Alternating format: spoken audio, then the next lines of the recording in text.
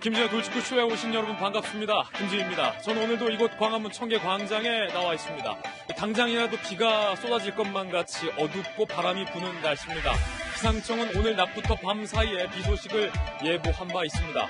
조금 전에 동아일보 1면 잠깐 보여드렸는데 청와대는 북한의 목선이 표류한 것이 아니라 삼척항 방파제에 엔진을 기동해서 정박했고 이 북한 주민들이 내려서 우리 시민들에게 휴대폰을 빌려달라고 했었던 것까지 처음부터 다 알고 있었던 것이 드러났습니다. 그렇다면 여기서 궁금증. 해경도 처음에 이 사실을 다 알고 제대로 청와대에 보고를 했는데 국방부는 왜 사실과 다른 이른바 거짓말 브리핑을 한 걸까요? 국방부의 독단적인 판단이었을까요? 아니면 윗선의 지시였을까요? 만약에 지시였다면 어떤 의도로 거짓 브리핑을 한 걸까요? 잠시 후에 이 모든 궁금증 상세하게 풀어보겠습니다. 저는 비가 오나 눈이 오나 매일 아침 이곳에서 여러분을 기다리겠습니다. 김지의 돌직구쇼 지금 라이브로 시작합니다. 잠깐만요.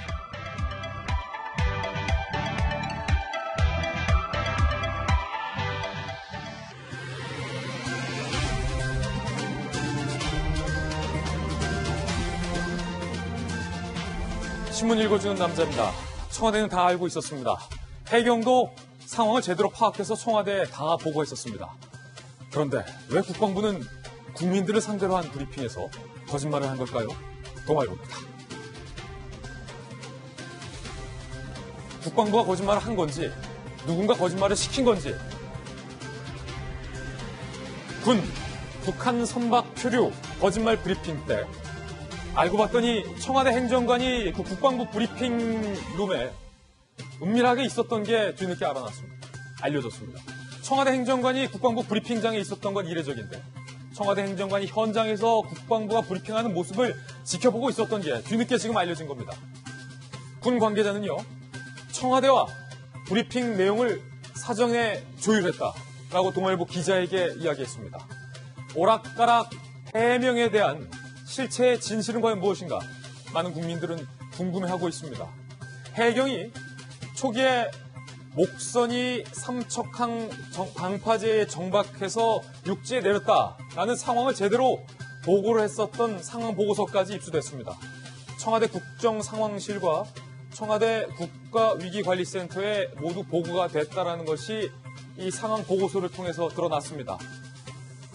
그렇다면 여기서 궁금한 건 청와대에 이렇게 제대로 보고를 다 해놓고 왜 국민들을 상대로 북한의 목선이 자력으로 입항한 게 아니라 둥둥 표류해서 떠내려왔고 방파제에 정박을 하고 우리 주민까지 만났던 게 아니라 바다에서 마치 표류해서 발견된 것처럼 브리핑을 했던 걸까? 상당히 궁금해지는 대목입니다. 잠시 후 상세한 이야기 나눠보겠습니다. 무언가 숨기고 있다. 석연치 않은 것만은 분명합니다.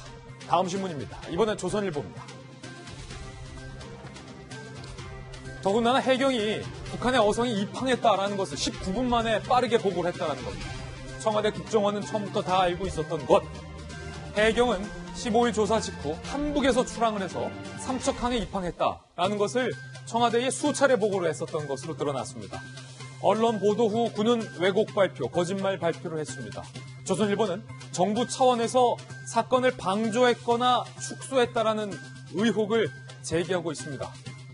해양경찰청의 북한 목선 귀순 상황 보고 내역을 한번 보시면 15일 오전 6시 50분에 신고가 들어오고 해경이 청와대 총리실 국정원 통일부 합참 해군작전사령부에 모두 보고를 합니다.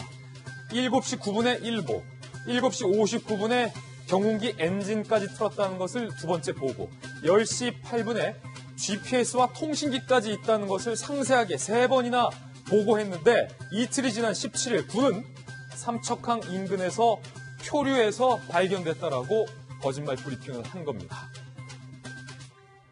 그럼 두 번째 궁금증. 군이 사실과 다른 보고를 국민들에게 하고 있을 때 그걸 지켜보던 청와대는 왜 가만히 있었을까? 언론 보도로 이 사실이 거짓이라는 게 드러나지 않았다면 군과 청와대는 계속 가만히 있었던 것은 아니었을까? 궁금해지는 대목입니다. 잠시 후 상세히 이야기 나눠보죠. 다음 신문입니다. 이번엔 중앙일보입니다. 손혜원이 받은 정보는 목포시가 부동산 투기를 우려해서 비공개한 문건이다.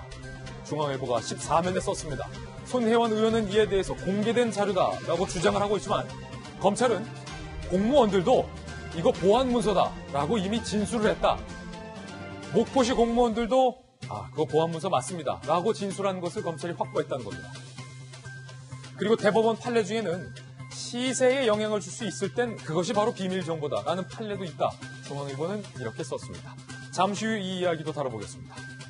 다음 신문입니다. 이번엔 경향신문입니다. 또 하나의 큰 뉴스입니다. 시진핑 주석이 14년 만에 중국 국가 지도자로서 북한을 방북했습니다. 두 사람이 만났는데 김정은 위원장은 이렇게 얘기했습니다. 한반도 문제 해결의 성과를 기대한다. 인내심을 유지하겠다. 인내심. 누구에 대한 인내심? 미국에 대한 인내심을 유지하겠다. 김정은 위원장이 이렇게 밝혔습니다. 이에 대해서 시진핑 주석은 북한의 경제 발전을 위해서 적극적인 역할을 할 것이다. 라고 역대급의 의지를 드러냈습니다. 다음 신문입니다. 이번에 한겨레 신문입니다.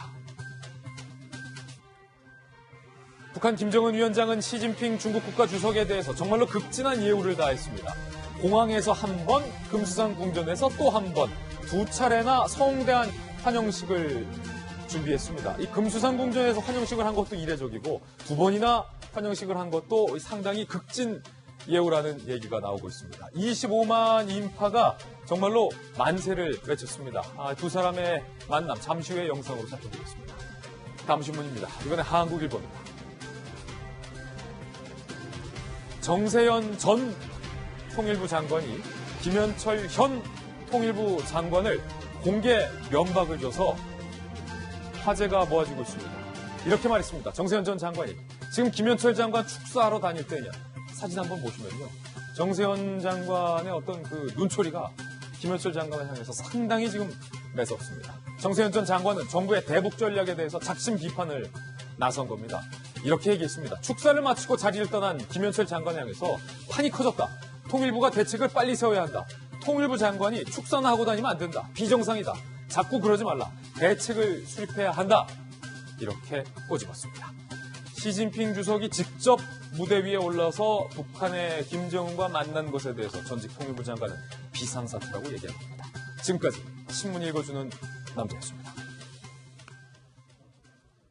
네, 오늘 아침 저와 함께 등판한 등판 선수 소개해드리겠습니다. 저희 돌직구쇼의 공식 미남 전담 변호사 손수호 변호사님 나왔습니다. 그리고 서울시의 정무부시장을 역임한 민주당의 김영주 전 의원, 청와대 대변인과 여가부 장관 출신의 김희정 전 장관 모셨습니다. 그리고 눈에 보이는 모든 것을 의심하고 분석하라 한국이미지전략연구소의 허은하 소장님과 시사평론계의 젊은 피 장혜찬 평론가 나왔습니다. 모두 어서 오세요. 반갑습니다. 안녕하세요. 오늘의 키워드 세 가지도 함께 살펴보겠습니다. 자, 바로 첫 번째 키워드는요. 황제예우. 황제가 왔으니 그에 합당한 예우를 했던 걸까요? 김정은 위원장이 정말로 파격적인 예우를 했습니다. 잠시 후 영상으로 만나보시죠.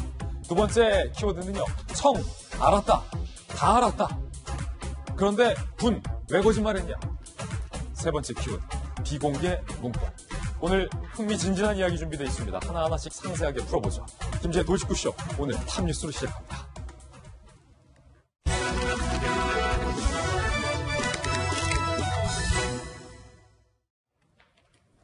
오늘 탑뉴스 주제부터 바로 공개하겠습니다. 14년 만에 중국 국가주석이 북한을 방북했습니다. 황제 예우로 김정은 위원장은 시진핑 주석을 맞았습니다. 얼마만큼 황제 예우였을까요? 직접 영상으로 만나보시죠. 네, 평양공항에 김정은 위원장과 리설주 여사가 직접 마중 나왔어요. 시진핑 주석과 펑리위안 여사가 비행기에서 내리고 특히 그 중국 정상 특유의 절제되어 있는 하이파이브 인사, 레드카펫을 밟고 내려옵니다. 김정은 위원장과 리설주 여사가 맞이하는 모습, 그리고 예포와 또 의장대의 사열을 받고 있는 모습도 어제 오후 늦게 지금 공개가 됐습니다. 리설주 여사가 상당히 오랜만에 모습을 드러낸 것, 그리고 잠시 후에 우리가 비디오 판독도 준비가 돼 있는데요. 그림자 수행을 했던 김여정의 모습 대신에 이어폰을 낀 현송월 단장의 모습이 포착이 돼서 잠시 후에 저희가 이거 어찌된 영문인지 비디오 판독으로 한번 살펴보도록 하겠습니다. 평양공항에서 마치 문재인 대통령이 지난번 평양에 갔을 때 김정은 위원장의 환대를 받았었던 것과 상당히 비슷한 모습의 장면이 어제 공항에서 연출됐고 금수산 태양궁전으로 이동하는 과정에서 25만 평양 시민들이 꽃수를 들었고 또 카 퍼레이드까지 연출되고 있는 모습도 어제 공개가 됐습니다. 공항에는 두 정상의 대형 사진도 걸려 있었고 양국 국가도 연주가 됐고요. 금수산 태양궁전에 도착해서는 이렇게 마치 저희가 놀이동산에서 볼 법한 어떤 그 풍선을 날리는 모습도 있었고 금수산 태양궁전에 도착해서 이렇게 또 한 번, 두 번째 환영식을 갖는 모습도 나왔습니다. 이례적인 두 번의 환영식. 사실은 사회주의 국가와 또 공산주의 체제에 대해서 오랫동안 연구한 전문가 김영주 의원님 네. 박사학위까지 내셨잖아요. 네네. 김정은이 두 번의 성대한 환영식, 네. 황제급 예우다. 네. 상당히 이례적이에요. 상당히 이례적이죠. 실제적으로 그 전에 이제 중국 국가 주석이 왔을 때는 후진타오가 왔지 않습니까? 예. 14년 만에 공항에서 맞이하고 또 여명거리를 지나서 금수산 태양궁전까지 갔다. 거기서 다시 큰 체룡회가 직접 또 다시 나오고 말하자면 북한의 외교 라인과 모든 그 국가 최고 책임자들이 다 후진타오를 시진핑 주석을 예우를 하는 그런 최고의 예우입니다. 실제로 금수산이라고 하는 것은 모란봉 기슭에 있거든요. 평양 시내에서 8km 정도인데 25만 인파가 거기를 가득 메웠다라고 하는 것은 대단한 부분이고 이제 금수산 태양궁전이라고 하는 것은 1977년도에 실제로 김일성 65세 생일을 기념으로 만들어진 것인데요. 실제로 가장 북한에서 성스러운 곳입니다. 예. 그렇기 때문에 김일성, 김정일 일가가 안치되어 있는 곳이고 해마다 참배를 하는 곳이기 때문에 북한에서는 일종의 어떤 성지다. 성지다라고 했고 과거에는 주석궁이라고 했던 곳에서 가장 최고의 예우를 하는 그런 자리에 바로 이제 시진핑 주석 부부를 모신 겁니다. 모신 거다. 최고의 예우라고 할 수 있고요. 또 이 시점에서 황제 의전이다 이렇게 말이 나올 만한 정도의 의전이었다라고 보고 많은 풍선도 있고 많은 아주 많은 사람들이 이제 인파로 화답하는 그리고 그것을 신화사 통신이 굉장히 일일이 보도하는 모습들을 보여줄 수 있습니다. 그래서 기본적으로는 말하자면 김정은 국방위원장, 국무위원장이 할 수 있는 최고의 예우를 한 거 아닌가. 할 수 있는 건 다 했다. 그렇게 보여집니다. 뒤집어 보면 영빈관에도 이제 간다는 것 자체가 실제로 보면 바로 동성까지 감안한 그런 배려가 아닌가 그렇게 보여집니다. 뒤집어 보면 김정은 위원장이 중국에게 기대하는 게 엄청 큰 만남이다. 그렇습니다. 예, 라는 얘기가 될 것 같습니다. 조금 전에 잠시 언급했듯이 항상 이 오빠인 김정은 위원장의 뒤에서 카메라에 안 잡히려고 요리조리 하지만 다 잡히는 여동생 김여정의 모습이 그림자 수행으로 화제를 모았는데 어찌된 일인지 하노이 빈손 회담 이후에 김여정의 모습이 잘 보이지 않았는데 어제 김여정 대신 현송월 단장이 그 역할을 수행하던 모습이 포착이 돼서 저희가 돌직구쇼에 비디오 판독으로 한번 준비를 해봤습니다. 함께 보시죠. 자, 지금 보시면은 리설주 여사의 모습이 보이는데 그 뒤에 이렇게 현송월 단장이 귀에 뭔가를 꽂고 있죠. 그리고 원래는 김여정이 할 일을 김여정, 김창선 이 두 사람이 하는데 하노이 회담 이후에 두 사람이 사실은 징계 처분에 떨어졌다 이런 보도도 있었는데 확실히 어제는 김여정의 모습 대신 현송월 단장이 뒤에 인이어라고 하잖아요. 저희가 보통 앵커들이 끼고 있는 저도 끼고 있는 이 통신 장비를 왼쪽에 끼고 뭔가 둘레둘레 쳐다보며 김정은 위원장의 동선을 일일이 챙기는 모습 그리고 뒤에 북한 주민들이 잘 응원을 하고 있는지 동선은 맞는지 그림자 수행을 하고 있는 모습이 확실하게 지금 비디오 판독 돌직구쇼의 비디오 판독 영상에 포착이 되는군요. 김 장관님. 네. 그렇다면 이것은 어떤 의미인가? 김여정이 이제는 의전 자리를 현송월한테 내주었다. 이렇게 볼 수 있습니까? 일단 가장 근래에 있었던 행사 중에 북한에서 크고 성대하게 한 행사지 않습니까? 네. 굉장히 공을 들였던 행사고 또 중국에서는 이 정상급이 14년 만에 북한을 방문을 하고 역대 어느 때보다도 사람을 가장 동원을 많이 한 이런 큰 행사장에 의전 담당으로 데뷔시켰다는 게 과연 그냥 일회용으로 선보였을까? 그러진 않을 것이다.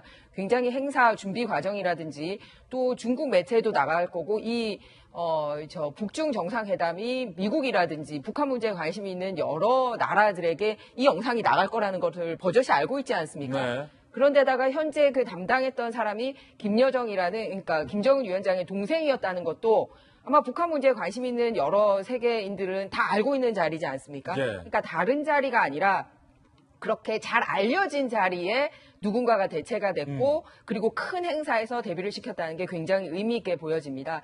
여러분들 잘 아시지만 현송월은 삼지연 관현 악단 단장이기도 하고 이제 당 부부장이기도 한데 그 전에도 북미 정상회담이라든지 또 북러 정상회담에 수행을 했습니다만 본격적으로 더 크게 드러난 거는 이 최근에 자강도의 군수 공장을 방문한 적이 있었어요. 김정은이. 예. 그때부터 조금 더 드러내기 시작하더니, 그러니까 그거는 다 하노이 회담 이후죠. 이렇게 되면 이제 본격적으로 드러난 걸로 봐서 아마 김여정하고의 그런 역할에 대한 체인지를 예. 하고 있지 않나라고 분석이 됩니다.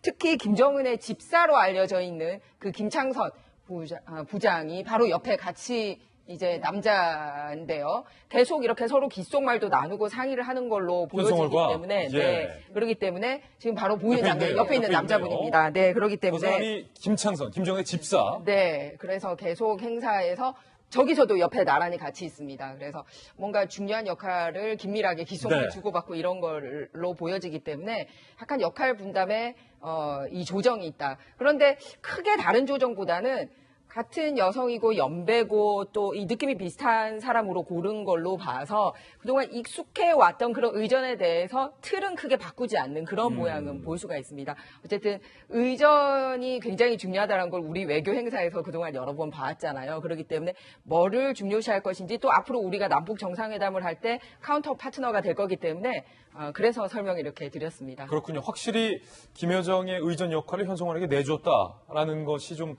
돌직구 비교 판독으로 지금 보니까 다 드러나네요. 판독 결과. 근데 한 가지 독특한 게 현송월이 끼고 있었던 이거 한번 여러분들 보이실지 모르겠습니다만 지금 앵커들도 지금 부조정실에 있는 우리 저 PD님들과 또 우리 제작진들 또 우리 기술 감독님들과 통신을 하기 위해서 이렇게 통신 장비를 저도 끼고 있거든요. 근데 헌어 소장님, 네. 현송월 단장이 끼고 있었던 게 이게 유선이 아니라 보니까 무선인 이어폰이네요. 블루투스예요. 최첨단을 가지고 활용을 하고 있는 것이. 저분이 그냥 음악 들으려고 저 끼고 있지 않을 거 아니에요. 현송월 씨가 한국에 와서도 상당히 그 신여성으로서의 모습을 많이 보여줬었기 때문에 저러한 아이템 하나만으로도 많은 의미를 좀 주는 것 같고요. 아까 사진에서 그 단체 사진에 그 작게 보여줬던 동그라미 안에 있는 사람이 또 김여정 씨잖아요. 김여정의 또 다른 지위를 또 알 수 있는 비디오 판독이 아니었는가 싶습니다. 또한 이제 마지막으로 이미지적으로 좀 얘기를 해드리고 싶은데요. 이 이미지적으로 이 비언어를 읽으면 서로 간의 친밀감과 그리고 지위를 알 수가 있어요. 근데 아까 정말 최대한의 예우를 해줬다라고 말씀을 해주셨는데 김정은 위원장의 행동을 봤을 때도 그게 느껴집니다. 시진핑 주석에 대해서. 네, 예를 하나 들어드리면 카퍼레이드 할 때 모습을 잠깐만 보여주시면 예. 기존에 저희 좀 제 개인적으로 좀 아쉽습니다. 왜냐하면 문재인 대통령이 북한에 방문을 했을 때는 저 자세가 아니었어요. 그래서 제가 지적을 하기도 했었는데 몸을 차에 기대서 이렇게 뭔가 손을 흔드는 모습들이 좀 보였었거든요. 근데 지금은 상당히 기립해 있습니다. 김정은 위원장이. 그렇죠. 김정은 위원장이 저렇게 기립해 있는 이유는 바로 서열이 높은 오른쪽에 있는 시진핑에 대한 긴장, 예우가. 예우이자 긴장이 아닐까라는 생각이 들었고요. 또한 표정도 상당히 다릅니다. 많이 웃어요, 지금. 퍼레이드를 할 때. 근데 저 웃음은 사실 진짜 웃음은 같지 않아요. 가짜 웃음, 뒷셈 미소 같아 보이긴 하는데 기존의 문재인 대통령과 함께 갈 때는 사실 저렇게 억지 웃음까지 짓지는 않았었거든요. 그래서 저렇게 한다라는 것은 예우한다. 그리고 나보다 지위가 확실히 높은 사람에 대한 예우를 몸으로도 보여주고 있다라는 것도 느낄 수 있었습니다. 예, 두 정상이 나눈 대화도 취재가 됐습니다. 특히 김정은 위원장과 시진핑 주석이 이런 대화를 주고받았습니다. 김정은 위원장이 한반도 긴장을 피하려는 적극적 조치에도 긍정적 호응을 못 얻었다. 그러니까 하노이 빈손회담에 대해서 미국을 원망하는, 미국을 탓하는, 미국에 대한 서운함을 좀 내비쳤어요. 하지만 조선은 인내심을 유지하면서 대화를 노력하겠다라고 얘기를 했거든요. 미국에 대한 인내심을 갖겠다. 그러니까 어떻게 보면 어떤 그런 지리할 수도 있는 지금 협상 과정에서 걷어차지 않고 계속 협상에 임하겠다라는 의지를 표명한 거죠. 그러자 시진핑 주석이 북한의 노력을 긍정적으로 평가하겠다. 안보 우려의 해결을 돕겠다. 여기서의 안보 우려. 사실은 저는 좀 깜짝 놀랐어요. 북한의 무력 도발에 대해서 주변국들이 안보의 우려를 갖고 있는 건데 시진핑 주석은 그게 아니라 김정은 위원장이 갖고 있는 북한의 안보 우려를 언급했던 거거든요. 이 말은 무슨 말이냐. 북한과 김정은 위원장이 본인의 체제에 대한 심각한 불안감을 갖고 있다. 그리고 그것을 중국의 리더인 시진핑 내가 잘 알고 있다. 굉장히 민감한 내용을 언급한 것이어서 두 분의 대화까지 상당히 중요해서 저희가 전해드렸습니다. 이번엔 저희가 준비한 두 번째 뉴스를 소개하겠습니다. 북한 얘기 나와서 말인데 삼척항에 북한의 목선이 엔진을 기동해서 둥둥둥둥둥둥둥둥둥 자유롭게 항해를 하며 정박을 했고 북한의 주민들이 내려서 서울에 있는 이모에게 전화를 하게 핸드폰을 빌려달라라고 얘기를 하는 동안 우리 군과 경의 감시망이 뻥뻥 다 뚫린 일 계속 보도를 해드리고 있는데 문제는 엔진을 켰다라는 사실도 국방부가 숨겼고 이분들이 방파제에 내렸다는 사실도 국방부가 숨긴 그 뒷이야기들이 하나하나씩 드러나고 있습니다. 청와대는 애초부터 다 알고 있었던 사실이 드러난 겁니다. 먼저 어제 국방장관이 대국민 사과를 했습니다. 국방장관의 이야기부터 들어보시죠.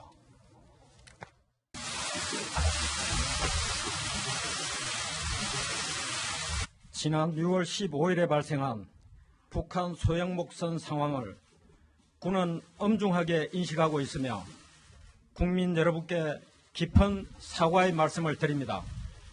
여러 의문에 대해서는 한 점 의혹이 없도록 국민들께 소상하게 설명드리도록 하겠습니다.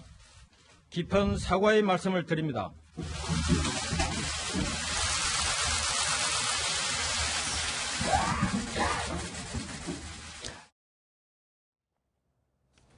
정경두 국방장관이 고개를 숙여서 대국민 사과를 했는데 여기서 흥미로운 점은 기자들의 질문을 이번에도 받지 않고 그냥 사과만 하고 브리핑장을 떠났다는 겁니다.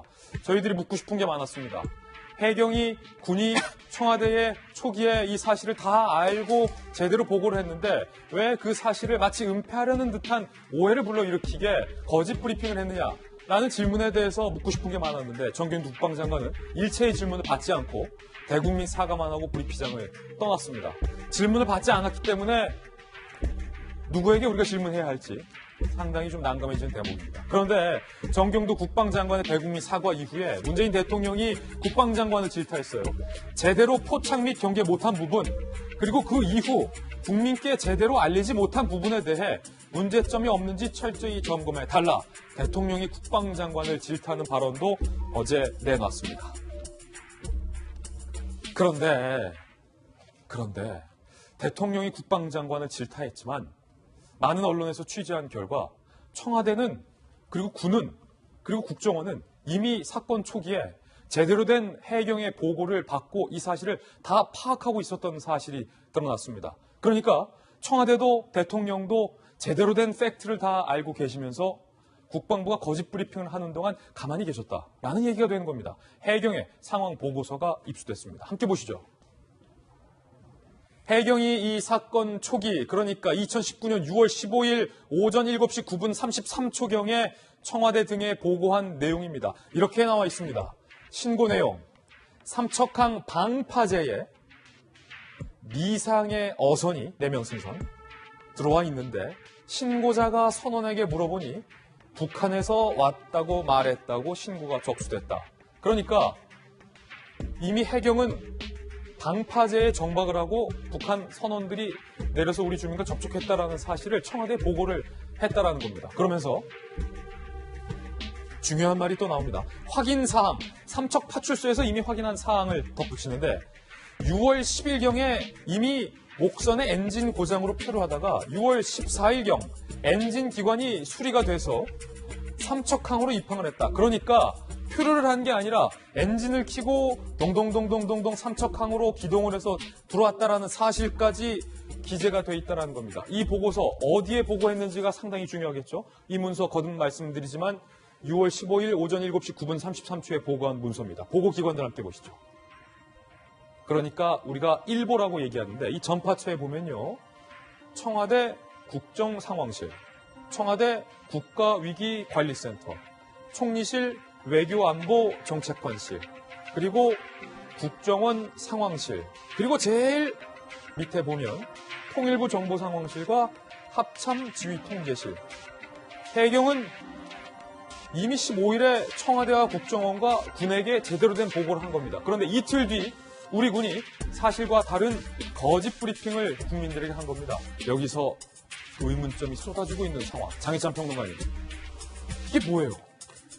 저도 참 이해가 안 되는 부분이고요. 사건이 처음 발생했을 때 저는 우리 해경이 상황 파악을 참 제대로 못했겠거니 이렇게 비판을 많이 했습니다. 그런데 알고 보니까 해경은 6시 50분에 신고를 받고 처음 일보를 보낸 게 6시 54분이었습니다. 4분 만에 빨리 보고를 했고요. 지금 보신 이 보고서는 7시 9분에 나간 것입니다. 그러니까 19분 만에 청와대를 비롯해서 외교 총리실, 그리고 국정원 상황실, 합참이나 해작사까지 굉장히 다양한 관련 기관에 일일이 상부에 보고를 다 했습니다. 이 말은 무엇이냐? 현장 상황을 접수한 해경의 잘못이 아니라 보고를 받은 상부에서 이러한 사실을 19분 만에 받고도 국방부 브리핑에 누락을 시킨 것이다. 그런데 20일까지만 해도 국방부에서는 해경으로부터 별도의 보고를 받은 바가 없다. 그 부분에 대해서 모른다는 말을 했어요. 또 청와대에 제가 한번 꼭 꼬집고 싶은 게 어제 고민정 청와대 대변인이 뭐라 말했냐면 언론의 이 거짓 브리핑 보도는 잘못된 보도다. 유감을 표한다고 했거든요. 예. 근데 이제 하루아침에 상황이 바뀌었잖아요. 저는 고민정 대변인이 오늘 또 언론을 상대로 무엇라 말씀하실지 궁금하고 단순히 이 해경 보고뿐만이 아니라 누락된 사실들이 여러 가지 있습니다. 일단 파도의 높이. 지금 정부에서는 군에서는 1.5m 이상이었기 때문에 레이더를 식별하기가 어려웠다고 말했죠. 해경의 1차 보고서를 보면 당시의 파도의 높이가 0.5m로 나옵니다. 1.5m보다 낮았다는 거예요. 그러면 우리가 충분히 레이더로 식별할 수 있어야 되지 않느냐. 아마 이런 부분을 감추기 위해서 뭔가 뒤에 조정이 있었던 것은 아닌가 의혹을 가질 수 있고요. 두 번째, 해경 보고서를 보게 되면 GPS 있었다는 것을 이미 6월 15일 아침에 알고 있습니다. 네. 그런데 그 이후 브리핑에서 국방부는 GPS 장착된 사실이 없다고 말합니다. 한번 번복을 한 거죠. 이게 왜 중요한 것이냐. GPS가 달린 배면 어업을 하다가 표류된 게 아니라요. 우리 대한민국을 좌표를 딱 찍고 의도적으로 기순해서 넘어온 겁니다. 그런데 지금 우리 국방부 입장에서는 추측하기로 북한과의 관계가 중요하기 때문에 의도적인 기순인 게 밝혀지면 뭔가 불편해지고 껄끄러울 수 있다. 아마 그래서 최대한 의도적 기순임을 숨기기 위해서 GPS가 있었다는 여부를 보고를 받고도 누락한 것이 아닌가, 숨긴 게 아닌가, 그런 부분에 대해서 국민적 의혹이 계속 커지고 있고 예. 합참에도 보고했잖아요. 예. 해군 사령부에도 보고했고 국방부 관할 기관 아닙니까? 예. 그런데 어떻게 해경으로부터 보고받은 바가 없다는 말을 20일까지, 어제까지 되풀이할 수 있는지 여기에 대한 책임을 지금 묻겠다고 정경두 국방부 장관이 말했는데요. 이 책임을 국방부 장관이 아니면 다른 사람 누가 질 수 있는 건지 도무지 모르겠습니다. 예, 이 사건 초기만 해도 북한에서 미확인 선박이 우리나라 방파제에 입항을 하는데도 어떻게 우리 군이 이것을 모르고 있었냐라는 경계태세에 대해서 많은 국민들이 놀랐는데 그것보다 지금 더 놀란 사실은 뒤늦게라도 이 사실을 제대로 파악한데도 불구하고 국민들을 상대로 이른바 거짓말을 했다라는 사실에 많은 국민들이 의문을 갖고 있는 상황이 더 커진 겁니다. 다 알고 있었던 청와대. 시간별로 저희가 한번 정리를 해봤습니다. 지난 15일 오전 7시 9분에서 10시 8분, 15일이에요. 해경이 다 보고했다는 것, 3번이나 보고했다는 것.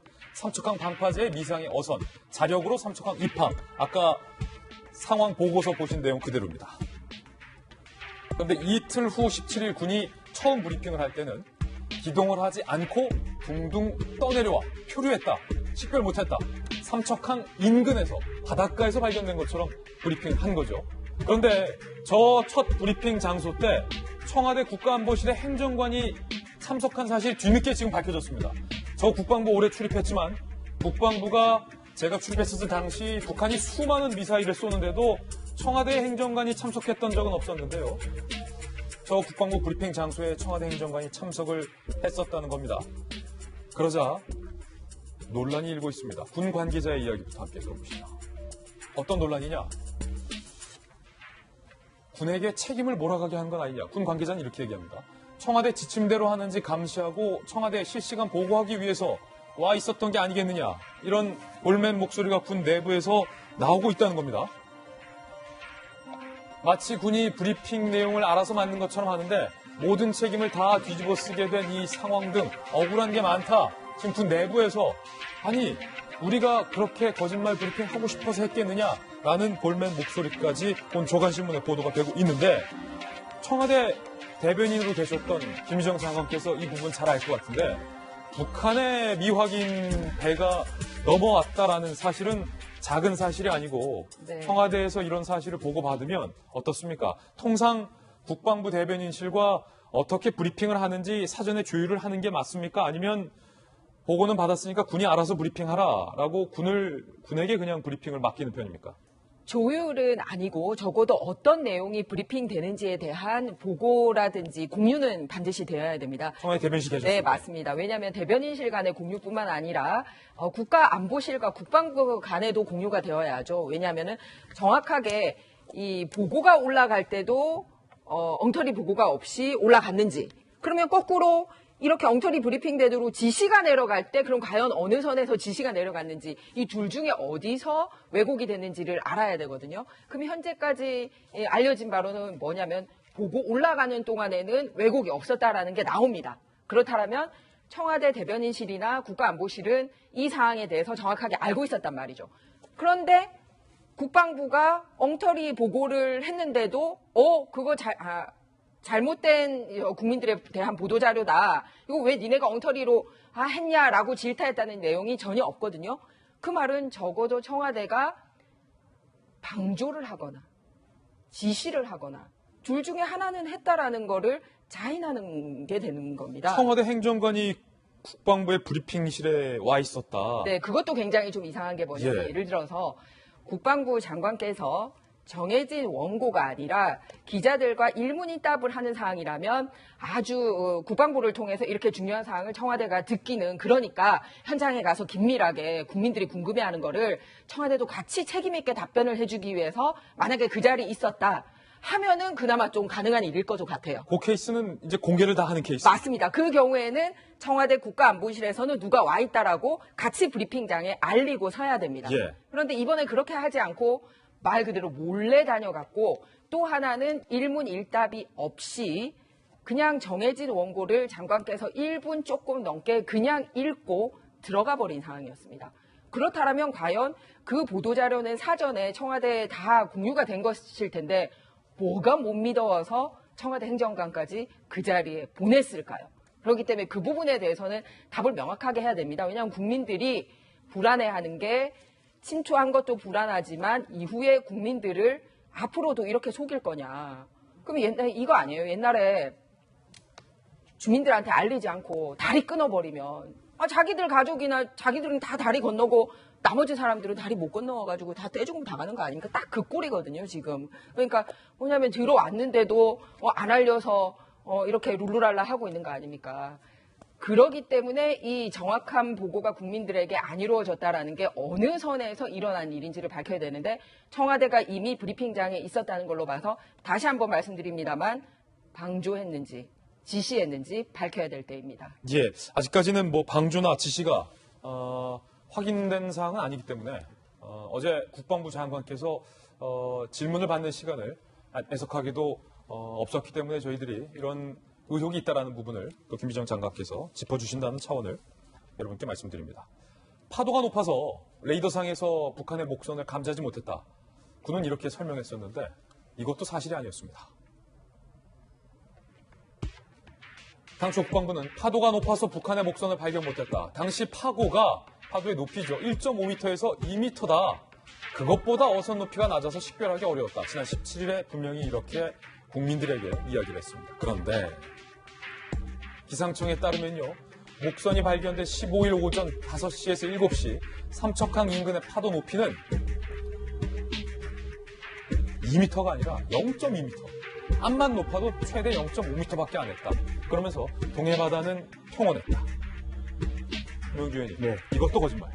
그렇습니다. 이제 이 상황에 대해서 기상청은 방금 말씀드린 것처럼 0.2m에서 0.5m 사이라고 했고, 해경은 0.5m라고 했고, 국방부는 1.5m에서 2m라고 했습니다. 이런 부분에 대해서도 사실은 말이 서로 안 맞는 것이고 사실과도 거리가 먼 것이다라고 하는 것이고, 또 해경과 국방부 입장이 첨예하게 달라진다라고 하는 것도 이 속에서 나타납니다. 그나마도 해경의 보고는 거의 사실에 근접한 보고였다고 볼 수 있는데, 그런 측면이 저희들이 그야말로 어떤 새로운 정부에 기대했던, 문재인 정부에 기대했던 모습은 좀 더 사실 그대로 진실된 모습을 다 보여줄 것이라는 기대가 국민들에서는 많았다고 보여집니다.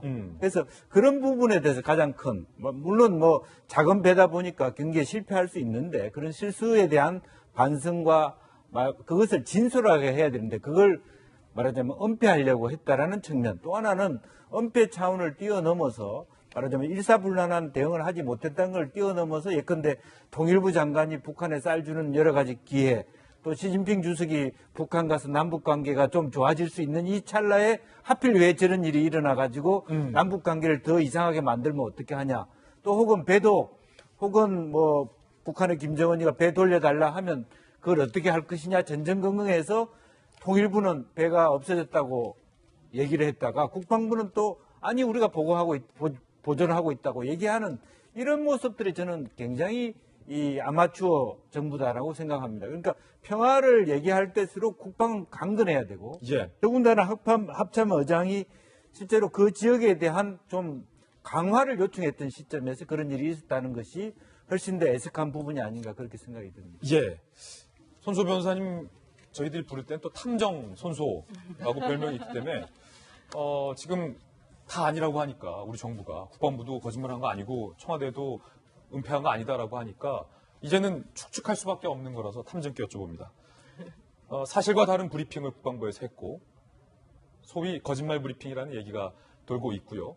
그렇다면 누군가가 거짓말을 하기로 결정한 사람이 있었을 거고 그 사람이 누굴지도 답변 안 해줘서 지금 모르고 있는 상황 궁금하고 그렇다면 뭔가 목적이 있었을 텐데 어떤 의도로 이 사실을 숨기고 국민들에게 다른 내용의 브리핑을 하기로 했던 건지 이제는 답을 해주는 사람이 없으니까 정부에서 우리가 추측할 수밖에 없어요. 탐정께서 보시기에는 어떻습니까? 참 알아내기 어려운 문제인 것 같아요. 그래요. 지금까지 이 코너 이야기하면서 많은 전문가분들께서 계속해서 말씀하셨지만 사실 이러한 문제가 있다, 이러한 잘못이 있다는 말씀을 하셨을 뿐이지 누가 잘못했는지에 대해서는 아무도 말씀을 좀 못하시는 거거든요. 맞아요. 아직까지 드러나지 않았기 때문입니다. 물론 가능성의 영역만 보자면 첫 번째로 누구도 일부러 잘못을 한 것이 아니라 그 과정에서 실수가 연이어 일어날 가능성 또 물론 배제할 수 없는 것이죠. 하지만 그럴 가능성보다는 뭔가 어떤 목적에 의해서 일부 어떤 조치가 이루어진 것이 아니냐 이렇게 보는 것이 보다 합리적일 것으로 보이는데 하지만 지금 상황에서 스스로 밝히지 않는 한 누가 언제 누구에게 어떤 지시를 내렸다 이렇게 단정적으로 말하기는 좀 어려운 상황인 것 같습니다. 그렇죠. 이거를 확인하는 것은 굉장히 어려운 일이 되겠죠. 현재 상황에서 이 목선에 타고 있던 북한 주민들은 남한으로 가야겠다라고 결심한 계획 탈북의 정황이 드러나고 있습니다. 북한에서 한국 드라마를 즐겨보다가 처벌받은 전력이 있었던 것으로 취재가 됐는데 어떤 드라마를 봤던 걸까요? 바로 이 드라마였습니다. 허나 소장님. 네. 정말로 오랜만에 들어보네요. 10년 만입니다. 10년만. 북한 청년이 23살인데 중학생 때부터 약 10년간 한국 드라마를 시청했는데 그 드라마가 바로 꽃보다 남자. 2009년도에 예. 32% 시청률. 아, 그랬어요? 네. 지금 난다긴다는 F4. 네, F4. 정말 훌륭한 분들이 많이 나왔던 그런 드라마였습니다. 꽃보다 남자 봤다 그래서 저는 귀를 좀 의심했어요. 10년 전이라. 그러니까 그것부터 시작하신 것 같아요. 그 시작을 통해서 대한민국이라는 곳에 대해 다시 생각하게 되지 않았을까 싶어요. 지금까지 교육받아왔던 거랑 너무 달랐잖아요. 저 드라마는 사실 저희가 봤을 때도 그 시대에 되게 핫했습니다. 예. 와, 정말 대단하다. 고등학교가 저러면 진짜 재밌겠다. 아, 저게 고등학생들이었어요? 네, F4들 저렇게 괜찮은 4명이 학교에 다니면 학교 다닐만 하겠다. 뭐 이런 생각도 했었거든요. 그만큼 핫했던 드라마인데 그 드라마를 보면서 저희가 느꼈던 설렘보다도 아마 더 큰 설레임을 느끼지 않았을까 싶고요. 그 뒤에도 뭐 영화 폭력 서클이라던가 2013년도에 드라마 상속자들을 봤어요. 조금씩 이제 우울한 이제 드라마를 보긴 했습니다만 더 이상은 안 되겠다 두려우니 대한민국에 내려와서 나도 좀 로맨틱하게 살아봐야겠다. 아니면 내가 뭔가 좀 해봐야겠다라는 생각을 한 게 예. 아닌가 싶습니다. 하지만 또 그들의 말을 다 믿어서는 또 안 되겠죠. 예. 그렇기 때문에 충분히 감정적으로는 인정이 됩니다. 아, 그럴 수도 있겠다. 그렇게 해서 대한민국에 귀순하려고 했을 수도 있겠다라는 생각은 듭니다만 우리나라 훌륭하신 분들이 다시 한번 그게 진짜인지 아닌지는 한 번쯤 가려내실 거라는 생각은 듭니다. 예, 목선과 관련된 의문스러운 이야기들에 대해서 짚어봤습니다. 이번엔 저희가 준비한 세 번째 뉴스입니다. 손혜원 의원 이슈에서 손혜원 의원에게 이른바 보안 자료를 건넸던 목포시장까지 전면에 나섰습니다. 손혜원 의원과 목포시장은 그거 보안문서 아니다라고 주장을 했고 이에 대해서 검찰과 목포시 공무원들은 그거 보안 자료 맞다. 2라운드 공방에 접어들었습니다. 먼저 손혜원 의원의 주장부터 들어보시죠. 저는 기억이 없었는데 나중에 이제 그 물건을 다시 프린트를 해서 제가 받았어요. 그 내용을 그걸 보안 문서라고 붙인 것 자체가 검찰에서 큰 실수를 한 것 같다. 전재산 내놓고 이 국회의원직도 내놓는다 그랬는데 이게 이제 이 재판이 오래 가면 그때는 이미 국회의원직 끝났을 것 같아서 좀 아쉽긴 합니다. 알겠습니다. 던져야 되는데 제가. 손혜원 의원은 그 보안문서 아니다라고 주장을 했습니다. 박홍률 그때 당시 목포시장도 인터뷰가 됐는데요. 직접 들어보시죠. 이미 도시재생 사업을 한다는 것이 공청회, 언론 보도, 방송에서 다 알고 시민들이 알고 있는 내용이에요. 통상적인 그 시장 군수들의 통상적인 활동입니다. 목포 지역 발전에는 플러스가 되겠다 이런 생각을 가진 것이죠. 하지만 이 두 분의 주장과 달리 목포시와 검찰의 시각은 달랐습니다. 먼저 목포시 내외부에서 나오는 이야기부터 살펴보시죠. 부동산 투기가 우려돼서 비공개로 분류했던 문건이다. 목포시에서 나오는 내용입니다. 목포시 도시재생 사업 계획, 손혜원 의원이 공개된 자료라고 주장을 하고 있는 자료인데 시민들이 바로 그 자료를 목포시에 정보공개 청구를 했었던 사실이 드러났습니다. 그런데 목포시에서 비공개 결정을 합니다. 그 이유가 오늘 나왔는데요. 목포시가 이 문서를 일반인들에게 비공개로 붙인 이유. 목포시의 설명은 관련 법령에 따라서 해당 정보가 공개될 경우 부동산 투기 등이 조장될 수 있기 때문이라는 사유를 들어서 정보공개 청구에 대해서 거절했던 게 확인이 됐습니다. 대법원 판례도 함께 소개가 되고 있는데요. 부동산의 시세에 영향이 미칠 정보는 비밀 정보로 보는 것이 타당하다라는 대법원 판례도 함께 소개가 되고 있습니다. 검찰의 시각도 한번 보시죠. 일반 시민들도 쉽게 접근할 수 있는 정보였다면 왜 해당 구역 땅을 일반 시민들이 매입하지 않고 손 의원 지인과 관계자들만이 매입했겠는가? 그러면서 서울 남부지검 관계자는요. 손 의원이 목포시청으로부터 보고받은 자료에 대해 관련 공무원들이 이미 비공개 자료라고 답변을 했다. 충분한 근거를 갖고 손 의원을 기소한 것이다. 지금 장희찬 평론가님, 손혜원 의원, 박홍률 전 시장과 목포시 검찰이 서로 팽팽하게 맞서고 있어요. 그런데 우선 제가 이 말씀부터 드려야 될 것 같아요. 박홍률 전 목포시장은 이 사건의 주요 당사자입니다. 만약에 이 시장이 묵인해서 건네준 자료가 보안 자료라는 게 확인이 되면 본인 역시도 책임을 피해갈 수 없는 사람이에요. 그렇기 때문에 이분의 주장 같은 경우는 우리가 한 단계 걸려서 사건 당사자의 주장으로 이해하고 들어야 될 것 같고요. 이 부분 일반 시민들이 정보공개 청구했는데 거부됐다는 말씀은 제가 며칠 전에 여기서도 드렸는데 그 이유가 이제 나왔죠. 부동산 투기가 조장될 수 있기 때문에 거부했다고 목포시청에서 당시에 거부 사유를 밝힌 겁니다. 그러니까 무엇이냐? 이 자료 가지고 이 자료에 근거해서 땅을 사면 곧 부동산 투기다. 이런 논리를 목포시청이 2017년에 이미 가지고 있었던 거예요. 또 이 정보공개 요청한 분들도 시민 한 사람이 아니라 한 7명에서 8명 정도로 지금 파악이 되고 있습니다. 여러 시민들이 요구했음에도 불구하고 일반인에게는 투기일 수 있기 때문에 알려줄 수 없는 정보를 국회의원에게 알려줬다. 그런데 이게 보안 자료가 아니다? 일반인이 제 입장에서 되게 섭섭합니다. 예.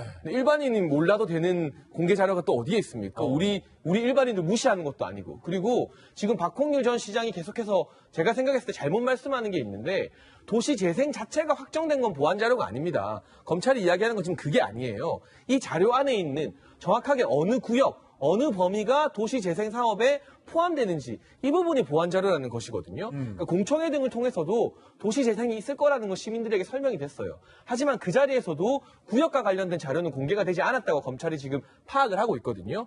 도시재생 자체가 아니라 정밀한 그 재생의 혜택을 받는 구역을 손혜원 의원 같은 당사자들만 알고 있었다. 일반 시민들은 모르는 그 부분을 검찰이 지적했다는 점을 좀 정밀하게 나눠서 우리가 볼 필요가 있습니다. 손혜원 의원과 김영주 의원님, 검찰 간의 어떤 신경전도 좀 팽팽한 것 같아요. 네. 손혜원 의원은 검찰이 이번에 큰 실수를 했다, 터무니없다라고 검찰 수사에 대해서 비판을 했고, 검찰은 이에 대해서 관련 공무원의 진술까지 이미 다 확보를 했다라고 맞서고 있어요. 네, 그렇습니다. 지금 이제 박 전 시장의 경우에는 왜 손혜원 의원한테 그 자료를 줬냐 하면 사실은 문광희 위원이니까 중앙정부로부터 이 사업을 지지하고 중앙 예산을 따오겠다는 목적을 가지고 그 전제는 뭐냐면 이해충돌이 안 된다. 손혜원이 개인의 이익을 위해서 그 지역에 대해서 투기하지 않는다는 전제가 있었는데 그것을 손혜원 의원이 어떤 형태로든 말해 차명이든 어쨌든 그것을 지키지 않았다는 측면에서 좀 다른 시각이 있을 수 있고 그런 면에서 실질적으로 그 지역은 방금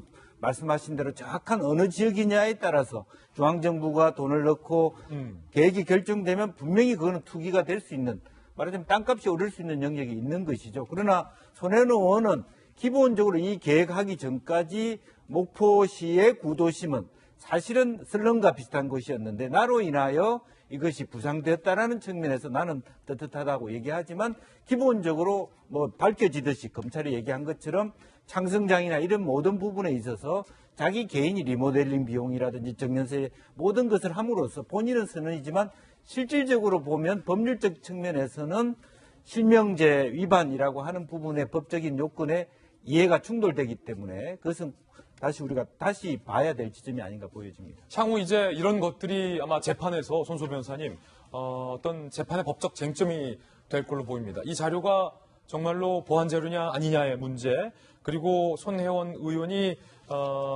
이른바 부동산 투기를 한 것이냐, 아니면 손혜원 의원의 주장대로 투기가 아니라 어떤 목포 구도심을 보존하는 마음에서 투자를 한 것이냐, 이런 것들이 결국 법정에서 따져지겠죠. 투기인지 투자인지 여부는 법적인 차이가 없습니다. 법적인 차이가 없다. 지금은 그 부분은 쟁점이 아니고요. 기소한 부분에 대해서 유죄인지 무죄인지만 따지면 되는 거거든요. 그리고 보안 자료라는 용어가 계속 나오는데 이거 역시 오해의 소지를 줄 수 있습니다. 지금 문제가 되는 건 업무 처리 중 알게 된 비밀이냐 아니냐거든요. 비밀이냐 아니냐. 보안 자료인지 아닌지는 사실 뭐 문제가 되지 않습니다. 중요한 것도 아닙니다. 다만 뭐 방송에서는 좀 효과적으로 전달되는 그런 기능이 있는 것이죠. 그럼 비밀이 뭐냐?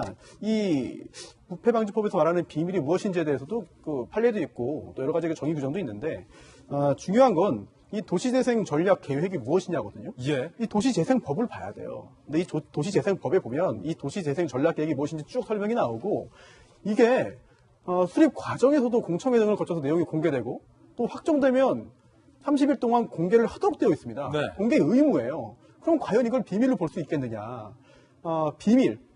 비밀에 해당하기 위해서는 실질적으로 비밀이어야 됩니다. 즉 공무원 몇 명이 이거 비밀인 것 같은데요. 이거 보안 자료인데요. 이야기하는 건 의미가 없습니다. 의미가 없다. 따라서 검찰이 충분히 검토하고 수사해서 기소를 한 사안이기 때문에 당연히 재판이 벌어지고 이제 재판에서 뭐 공방이 펼쳐지겠습니다만 기소됐기 때문에 바로 이거 다 비밀이다 이렇게 단정하는 것은 약간 이를 수 있거든요. 검찰 수사가 약간 만약에 미진하다면 법정 공방이 더욱더 치열해질 수 있는 것이고 아마 그 부분에서 손혜원 의원 변호인도 좀 집중해서 방어 전략을 펴지 않을까 싶습니다. 법정에서 어떻게 될지 아직 아무도 모른다. 김 장관님. 일단 보안 문건이냐 아니냐만 집중을 하고 있는데 그렇게 하는 거는 뭐냐 손혜원 의원 같은 경우는 나머지 거에 대해서는 그냥 다 치기를 하고 여기만 관심을 집중시키는 효과도 있습니다. 사실은 부동산 실명제법도 위반이고 김영란법도 위반이고 국회의원으로서의 이해충돌이라는 것도 위반이고 다 있거든요.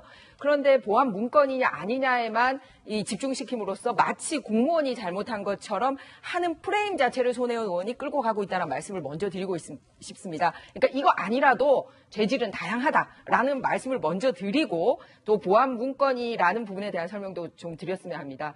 첫 번째는 공청회를 거쳤습니다만 공청회에 참석한 모든 사람들에게도 확정 자료를 준 게 아니라 공청회를 통해서 변경되는 자료임에도 불구하고 비밀 문건이고 보안 문건이니 촬영도 하지 말고 가져가지도 마라라는 거를 공시를 했다라고 증언이. 문건을 아예 주질 않았다. 네, 그렇습니다. 그 자리에서 다 수거를 했죠. 그리고 두 번째는 손혜원 의원 말고 목포시에 있는 일반인들이 공개 청구를 했을 때 부동산 투기에 영향을 줄 수 있기 때문에 당신들에게 열람할 수 없다라고 명확하게 하지 않았습니까? 그 말은 아니 목포 시민이 못 보는 문건이면 그게 비공개 문건이지 무슨 문건입니까? 더군다나 손혜원 의원이 봐도 되고 정말 부흥을 일으켜야 된다면 그 목포시에 있는 부동산 관계업자들이 다 그 부동산마다 그 지도 걸어놓고 있었어야겠죠.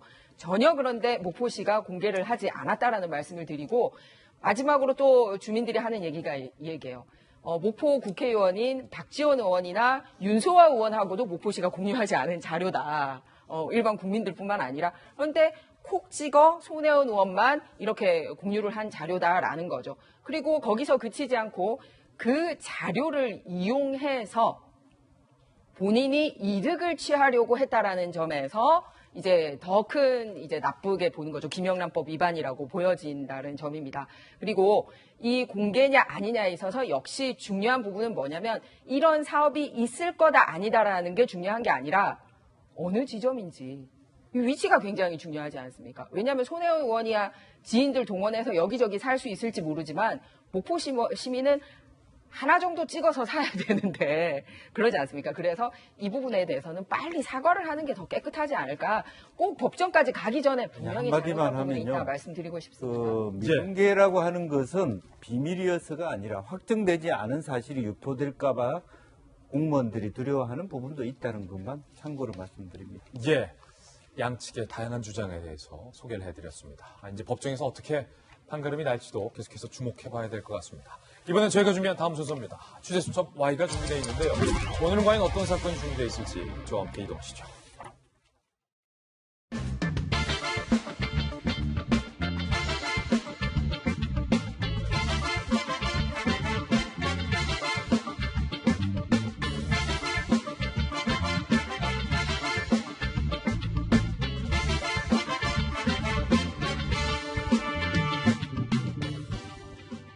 취재수첩 Y입니다. 대한민국 최고의 범죄심리 전문가 경기대학교의 이수정 교수님 나왔습니다. 어서 오세요. 손 변호사님도 함께 사건 풀어보겠습니다. 첫 번째 사건부터 바로 보시죠.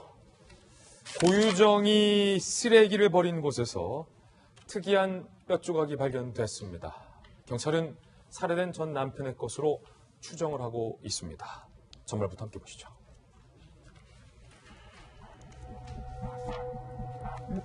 먼저 현 남편과의 이야기부터 좀 전해드려야 될 것 같습니다. 고유정이 유산 후에 친아들에 집착했다. 현 남편이 이야기를 했습니다.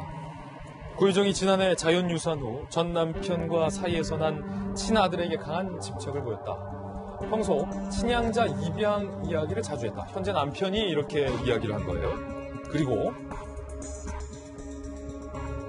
보육시설 관계자의 증언도 오늘 함께 소개가 되고 있습니다. 고유정이 지난 1월 초에 친아들과 숨진 의붓아들이 함께 다녀 어린이집을 알아보면서 두 아이가 쌍둥이에요 라는 주장을 했다. 누가 봐도 다른데 쌍둥이라고 주장을 했고 두 아이의 성을 같게 표기해달라. 두 아들은 형제다라고 주장을 했다라는 보육시설 관계자의 이야기도 오늘 들어와 있습니다. 자, 그리고 고유정의 아파트에서 특이한 뼈 조각이 발견된 것도 있는데요. 그제 고유정 아버지가 소유한 김포의 아파트 쓰레기 분류함 배관에서 뼈 조각으로 추정되는 물체가 발견됐습니다. A4 용지 크기 상자 반 정도의 다량의 물량. 지난달 31일 고유정이 피해자 시신이 담긴 것으로 추정되는 쓰레기 봉투를 버리는 장면이 CCTV로 포착이 됐는데요. 바로 그 장소에서 상자 반 정도의 특이한 뼈 조각이 발견이 된 겁니다. 제주 동부경찰서 관계자는요. 이번에 발견된 뼈는 기존의 경우와 달리 소각전에 발견된 것이라 DNA 발견 가능성이 상당히 높다라고 이야기를 했습니다. 이 교수님, 일단은 유해로 추정되는 뼈 조각에 대한 이야기부터 좀 짚어봐야 될 것 같은데 네. 이번 것은 소각전이라 DNA 가능성이 좀 있다. 네, 지금 이제 관계자 말씀대로 DNA가 검출될 가능성이 꽤 많아 보입니다. 이건 소각되기 전이기 때문에.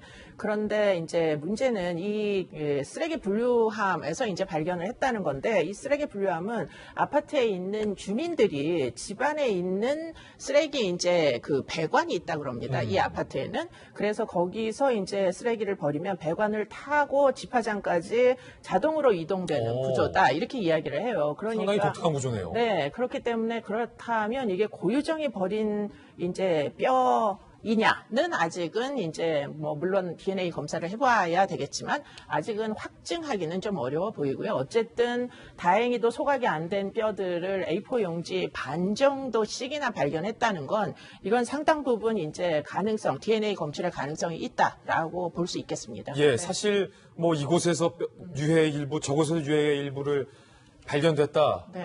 경찰은 물론 추정된다라고 말했지만 네. 뭐 번번이 DNA로 특정이 안 됐었는데 그렇죠. 이번에는 좀 특정될 가능성이 있다. 네, 사람 뼈가 400개가 넘게 있어요. 그러니까 이걸 한 곳에다 다 버리지는 아마 틀림없이 않았을 겁니다. 그렇기 때문에 지금 여기서 이제 발견된 뼈들은 아마 작은 이제 뼈들은 여기다가 유기를 하고 큰 거는 이제 소각을 시키고 이랬을 개연성이 굉장히 높거든요. 그렇기 예. 때문에 지금 가능성은 충분히 있어 보입니다. 고유정이 그렇다면 상당히 시신을 유기하는 과정에서 이른바 뒤처리를 하는 과정에서 상당히 계획적이고 치밀했다 이렇게 봐도 되는 겁니까? 네, 뭐 여러 가지 방식을 생각을 했던 것 같고요. 그리고는 이제 소각이 된다는 사실 염두에 두고 아마도 이제 지금 발견된 것은 아주 작은 뼈들 한 40여 점이 발견이 됐거든요. 그렇기 때문에 아마 차이를 두고 이제 소각할 것을 따로 빼고 그 다음에 이제 작은 것들은 여기다가 충분히 이제 유기할 수 있지 않을까 싶습니다. 예, 손소 변호사님 네. 이렇게 치밀하게 어떻게 이 유해를 뭐 이런 말씀은 부적절할 수도 있겠습니다만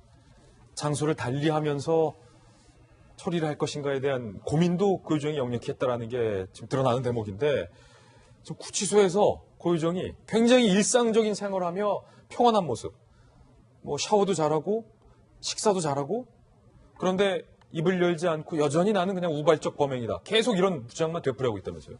이렇게 심각한 범행을 저지른 후에는 뭐 죄책감이라든지 후회로 심적인 동요를 겪고 이제 자백 실토하는 경우들이 있죠. 예. 하지만 고유정은 아직까지 그러지 않고 있습니다. 그리고 또 그 후에도 남겨진 그런 그 자녀에 대한 뭐 그리움, 뭐 이런 연민의 감정 이런 것 때문에 또 심경 변화가 생기는 경우도 있는데 아직도 그렇지도 않습니다.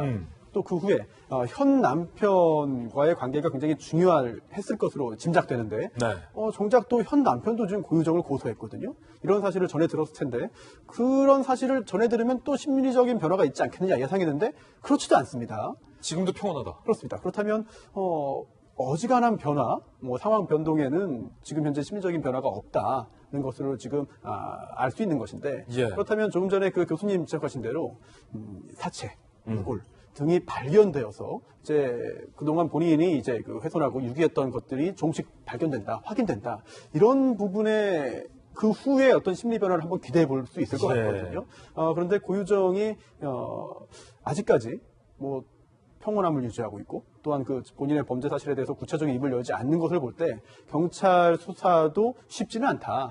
경찰도 다른 여타 사건보다 훨씬 더 많은 공을 들여야 고유정의 입을 열 수 있게 할 수 있지 않겠느냐 이런 생각이 듭니다. 예, 이게 심리전으로 상당히 고유정이 수사기관과 일종의 심리 게임을 벌이고 있는 양상이다. 그러니까 고유정이 사건 초기에 경찰을 가짜 문자 메시지로 속였던 것처럼 현재 사체가 발견되지 않고 있는 상황에 대해서 고유정이 자신만만해하고 있는 것이 아니냐 뭐 이런 분석도 현재 나오고 있는 상황인데 지금 알려지지 않은 또 다른 상황이 드러났는데 조금 전에 살펴봤듯이 현재 남편과의 사이에서 이른바 자연유산을 겪은 후에 전 남편과 사이에서 얻은 그 친아들의 강한 집착을 보였다. 네, 그러니까 이제 이게 지난해 하반기였던 것 같은데 자연유산이 한번 됐습니다. 현재 남편과. 그렇기 때문에 현재 남편과 암만 해도 이제 이 그 허니문을 꿈꾸었던 것 같아요.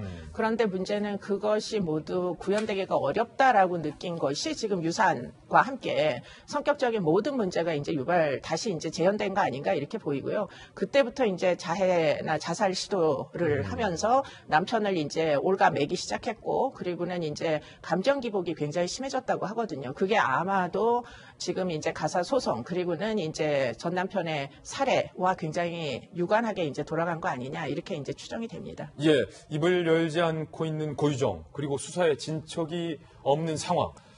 과연 이번에 발견된 뼈 조각으로 추정되는 그 물체의 DNA 판독 결과 그 결과에 따라서 아마 고유정의 심리 상태와 또 진술 방향에도 영향을 미칠 것으로 보입니다. 첫 번째 취재 수첩 사건이었고요. 저희가 준비한 두 번째 취재 수첩 사건은 바로 이겁니다. 얼마 전에 안타까운 사건 소개해드렸습니다. 4살 배기 아들을 옆에 태우고 이 이른바 조현병 증상 때문에 고속도로를 역주행하다가 본인도 죽고 아들도 죽고 정상주행을 하던 이 결혼을 준비하던 여성도 숨지는 안타까운 사건 보도해드렸는데 이 참변을 당했던 예비 신부의 친모가 등장을 했는데 이게 심상치가 않습니다. 전말부터 함께 보시죠. 지난 6월 4일 당진 대성고속도로에서 3살 아들을 태우고 화물차 운전을 하던 박 씨가 역주행을 합니다. 당시 맞은편 운전자는 29살 여성, 결혼을 준비했던 청첩장을 싣고 같이 주행을 하고 있었던 최모 씨였어요. 정면 충돌. 최모 씨가 사망을 했죠. 숨진 최 씨는 결혼을 불과 18일 앞두고 참변을 당해서 많은 사람들이 안타까워하고 있는 상황입니다. 그런데 이 최 씨의 언니가 청와대 청원을 올렸어요. 어제 예비신부 최 씨의 작은 언니, 그러니까 사망한 최 씨의 고모 딸이죠. 사촌 언니예요. 자격 없는 친권은 박탈해주세요 라는 게시글을 올려서 모두가 지금 깜짝 놀라고 있는 상황. 어떤 상황일까요? 숨진 최 씨의 친모가 이혼 후 새 가정을 꾸린 뒤 자식 3명을 낳고 살며 일면식이 없다가 30년 만에 나타나서 돌연 사망한 예비신부 최 씨의 친권을 주장하고 있다라고 그 언니는 주장을 하고 있습니다. 슬픔에 잠긴 예비신랑에게 찾아가서 내가 양육비를 다 줬다. 그리고 최 씨를 키운 고모가 잘못 키웠다. 라면서 욕설까지 했다라고 주장을 하고 있습니다. 글을 올린 이 사망한 최 씨의 언니는요, 이렇게 얘기합니다. 최 씨가 5살 때 친부가 사망 후에 함께 성장을 해왔는데요. 친모는 천 원 한 장도 내 동생을 위해서 내민 적이 없는 사람이다. 동생은 친모 만나기를 거부했고 그림자조차 보지 않으려 했다. 친권 주장은 고인에 대한 예의도 아니고 인권 침해에 해당한다라고 청원에 글을 올린 상황입니다.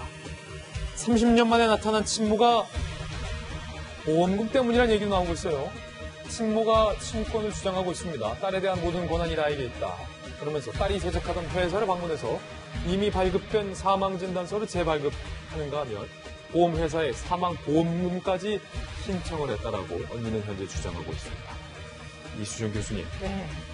지금 안타까운 사연인데 지금 일단 그 친모가 30년 만에 연락 한번 없다가 나타났다. 네, 뭐 좀 전에 고유정 사건도 그렇고 이 사건도 사실 도대체 엄마들이 어찌하여 자녀에 대해서 이렇게까지 냉정하게 아이를 내팽개쳤다가 결국에는 필요하면 와가지고 결국 금전적인 이유 때문에 찾느냐 이게 도대체가 이해가 잘 안 되는데요. 네. 이혼을 했답니다. 아이가 1살 때. 그러고는 아이를 내버리고 이 엄마는 이혼하자마자 재혼을 했고요. 그래가지고 고모가 아이를 키웠어요. 그래서 이제 고모가 아이를 키워가지고 평생 동안 양육비조차 안 줬었는데, 근데 이 사고가 나니까 결국은 이제 사망보험금이 달려있지 않습니까? 그러다 보니 전혀 연락을 끊었던 엄마가 이 이제 딸이 다니던 회사를 가가지고 사망과 연관된 뭐 어떤 확인서를 떼가지고 결국은 보험금을 수령하기 위해서 여기저기 쫓아다니기 시작했다는 거예요. 그런데 이 엄마가 그것만 했지 사실은 장례식장에 얼굴 한번 안 비쳤다고 합니다. 그래요. 그렇기 때문에 이제 이 고종사촌이죠. 고종사촌 언니가 하도 답답하니까 이제 게시판에다가 이렇게 이제 뭐 호소를 하는데 이게 과연 친권을 주장할 수가 있는가? 양육을 하나도 뭐 책무를 다하지 않은 부모가 이제 와가지고 뭐 결국은 보상금이 나올 때 되니까 이게 지금 이 사건만이 아니에요. 그 전에 있었던 굉장히 많은 재난 사건에서도 뒤늦은 부모의 출연과 자식의 죽음으로 인해서 나온 보상금이나 보험금을 수령하겠다고 나서는 이런 정말 파렴치한 이런 부모들 사건은 사실은 꽤 많이 발생을 했었습니다. 예. 네. 자, 이제 법적인 쟁점이에요. 손소 변호사님. 네. 이제 고종사촌 언니. 사실은 1살 때 이혼을 했고 고모 밑에서 키웠으니까 그냥 1살 때 어릴 때부터 영아 때부터 친한 자매로 정말 친자매처럼 지냈었던 사이 같은데 친권을 박탈해달라는 거예요. 법적으로 어떻게 될까요? 가능합니까? 우선 친권이라는 법률 용어가 이 사안에서는 등장할 필요가 없고 등장하면 안 됩니다. 그래요? 친권은 미성년의 자녀에 대해서 부모가 가지는 권한과 권리와 의무거든요. 예. 그런데 지금 이 사망한 예비신부는 29살에 사망했어요. 예. 그러면 이미 친부든 친모든 또 자녀든 이 친권 관련된 것은 이미 소멸한 지가 오래입니다. 그렇군요. 따라서 물론 이 청와대 국민청원 글에 친권을 박탈해 주세요라고 글을 썼지만 이 부분에 약간 오해가 있기 때문에 이런 표현을 쓴 것 같고요. 중요한 건 친권이 아니라 이제 상속입니다. 상속. 즉 이 사망자가 보험금을 수령하게 됐는데 이 보험금을 받을 수 있는 그런 채권이 생긴 거거든요. 그럼 이 채권도 상속이 됩니다. 그런데 이 사망한 사망자가 예비신부 단계였기 때문에 혼인신고도 안 했어요. 그렇죠. 자녀도 없습니다. 그렇다면은 부양이물을 수십 년 동안 한 번도 하지 않고 방치했다 하더라도 혈연은 혈연이기 때문에 친모의 상속권은 인정이 됩니다. 아, 그래요? 상속이라는 꼭 위에서 아래로만 가는 게 아니거든요. 예. 먼저 자녀가 사망하면 직계 존속도 상속인이 될 수가 있는 거고 이런 사안처럼 되는 건데요.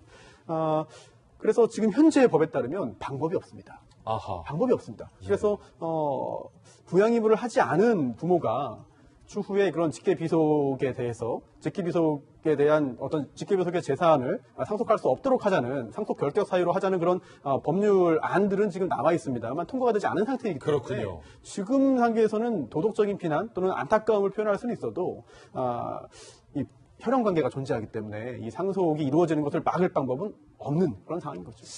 자, 안타깝네요. 사실은 뭐 저희의 어떤 양심적, 도덕적 기준으로 본다면 이 친모보다는 사실은 엄마처럼 키웠던 고모나 이 언니에게 상속이 되더라도 그게 얼마인든 가는 것이 맞지 않나 했는데 또 법률적 한계까지 오늘 저희가 또 객관적으로 짚어봤습니다. 감사드립니다. 네, 다음 순서입니다. 오늘 아플 시간입니다. 오늘은 과연 어떤 분들이 아플 4인방에 선정됐을지 아플 4인방 주인공부터 만나보시죠.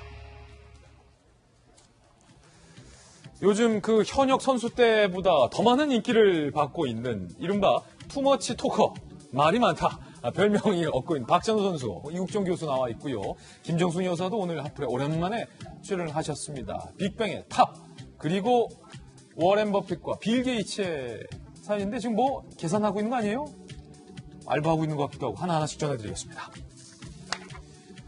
코리안 특급, 야구계의 레전드, 투머치 토커, 박찬호 한국야구위 국제홍보위원이 난데없이 정치권에서 거론되고 있습니다. 내년 총선을 앞두고 한국당의 인재영입 대상으로 박찬호 선수를 검토 중이라는데 한국당 내에서 누군가 박찬호를 추천했고 일단 영입 대상자 명단에 올라갔다는 거예요. 그런데 아직 본인 의사는 물어보지 않았다는 상황입니다. 박찬호 선수, 그런데 이 나라를 위한 일에 매번 의지를 밝힌 바 있습니다. 박찬호 선수의 이야기 들어보시죠. 도전적이고 혁신적이고 그림관을 가지고 또 하는 일에 영향을 사용을 가진 그 나라의 영웅심이 공개되는 특별한 일인데 그런 일들을 꿈꾸는 아이들을 위해 이 청년들에게 제가 잘 전달할 수 있는 역할을 해야겠다는 생각을 했습니다. 명예와 사명감을 가지고 애국심이 증대되는 모든 일들에 과연 정치가 포함되느냐 안 하느냐, 이게 관건인데요.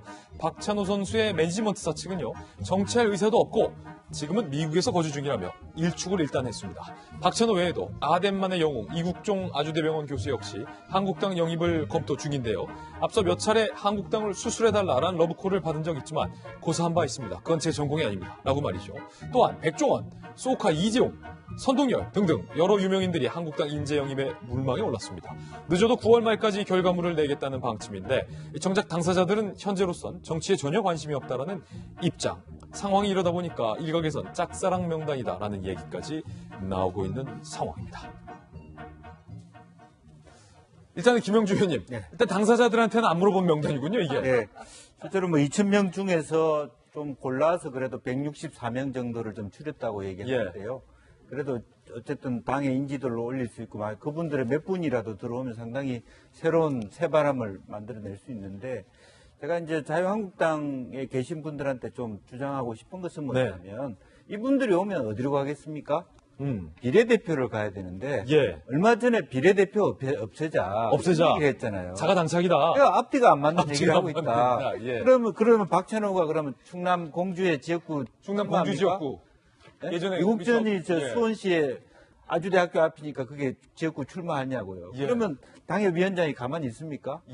그런 얘기를 하고 싶습니다. 아니, 어떻게 된 거예요? 비례대표 없애자더니 지역구 주겠다는 겁니까? 어떻게 했다는 겁니까? 핵심을 찌르시네요.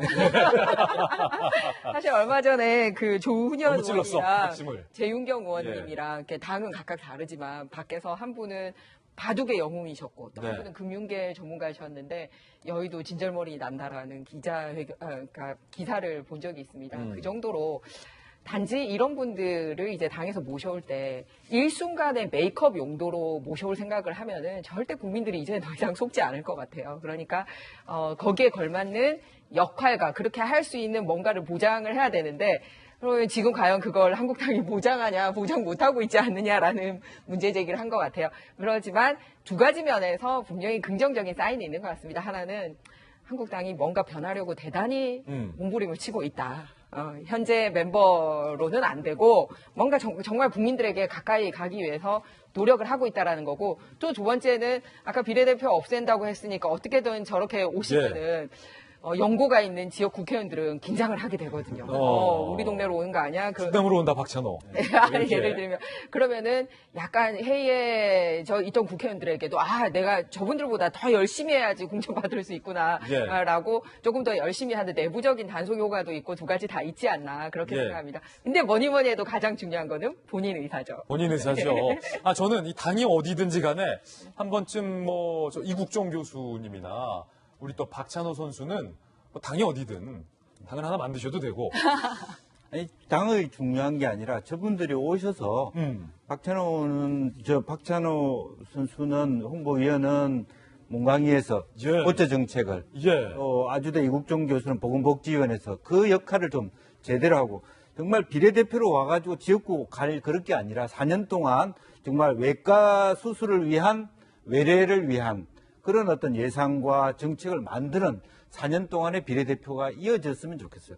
그분들이 그 다음에 지역구를 가려니까 무리수가 생기는 거예요. 무리수가 생기는 거다. 오히려 그런 어떤 비례대표의 장점을 당이 잘 스포트해 줬으면 좋겠어요. 정말 좋은 말씀이신 것 같아요. 개인적으로도 이국종 교수 안 좋아하시는 대한민국 국민 없을 것 같아요. 너무 존경하는 마음까지 들잖아요. 또한 개인적으로도 또 박찬호 선수를 좀 만난 적이 있어요. 모임에 같이 하거든요. 그때도 이렇게 사석에서도 말이 좀 많은 편이에요? 네, 말씀 많으시고 즐거우신 분이세요. 유쾌해요. 되게 말 많으면 정치해야 돼. 근데 사실은 되게 존경스러운 분이에요. 되게 돈도 많고 사실 잘 나가는 사람인데도 남을 배려하고 진짜 열심히 살아요. 그러다 보니까 말이 많아요. 네, 그래서 말씀이 좀 많으신 것 같다는 생각이 드는데, 내 주변 사람이 내 이미지를 만드는 거거든요. 그게 리더십의 되게 중요한 평판 관리 중에 하나입니다. 그래서 한국당이 이렇게 노력하는 마음은 알겠는데 지속적으로 나오죠. 본인들의 의지가 중요하다. 기본적으로 맛집에 갔을 때 막 사인을 사람들이 많이 하잖아요. 그런 효과를 좀 보려고 하는데 이영자 효과라고 생각하셔야 될 것 같아요. 이영자 씨는요, 직접 본인이 뛰고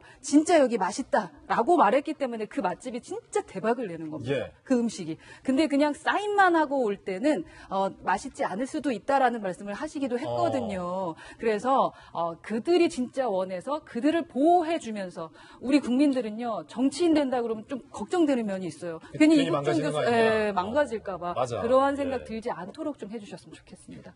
저는 최근에 이런 인재 영입 논란에 앞서서 한국당에게 쓴소리를 좀 하고 싶은데요.